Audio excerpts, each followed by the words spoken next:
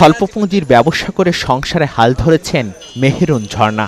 সরকারি হিসেবে মূল্যস্ফীতি কমলেও স্বস্তি নেই দৈনন্দিন জীবনে। তার মতে বাজারে সবকিছুর দামই ঊর্ধ্বমুখী, ফলে ব্যবসা ও সংসার চালাতে হিমশিম খাচ্ছেন এই উদ্যোক্তা। এখন ঢাকা শহরের বাসা ভাড়া দেওয়ার পর আমরা মিনিমাইজ করতে পারি শুধু খাবার দাবার, বাসা ভাড়া তো আর চাইলেই আমরা কমাতে পারি না।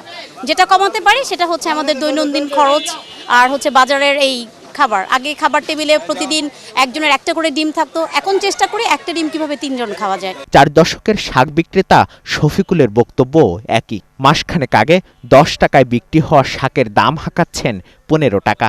পুঁই শাক বিক্রি করছেন 50 টাকায়। তবুও বাড়েনি শফিকুলের ক্রয় ক্ষমতা। আগে যে ইনকাম করছে এখন আর ওই ইনকামও নাই। তখন মানে সব জিনিস কিনতে হয় বেশি দিয়ে, খাওয়া দাওয়া তো তখন আর সেরকম হয় না। গ্রীষ্মের সবজি, পটল, ঢেঁড়স, ঝিঙার পর্যাপ্ত সরবরাহ থাকলেও কমেনি দাম। টিসিবির তথ্য বলছে, গেল 2 মাসে সবজি, মাছ ও মুরগির দাম কেজিতে বেড়েছে 20 থেকে 30 টাকা। কিছু পণ্যের দাম সামান্য কমলেও বাজারে প্রভাব নেই। বেতন তো বাড়ে নাই, বাসা ভাড়াও বাড়তেছে, আর বাজারে আসলে কারো মাথায় ঠিক থাকে না। কারণ এখন বাজারে দুটো অপশন তারা দেখায়। একটা হইলো কখনো বলে ট্রান্সপোর্ট, কখনো বলে বন্যা। হ্যাঁ, আসলে ব্যাপারটা সেটা না, ব্যাপারটা হলো সিন্ডিকেট। মানে 500 টাকা ইনকাম করলে 200-300 টাকা মানে কাঁচা বাজার জায়গা, মাছ তরকারি, আর 100-200 টাকা দিয়া মানে অন্য করছে হয়। বেশি আনতে হয়, বেশি বেচতে হয়, বুঝলেন না? যেরকম কিনা এরকম বেচা, এই হিসাব করে আনতে হয়।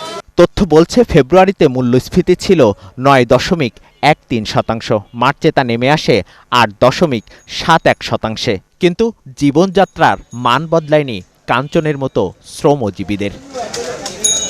মিসবাহ হাসান, 71, ঢাকা।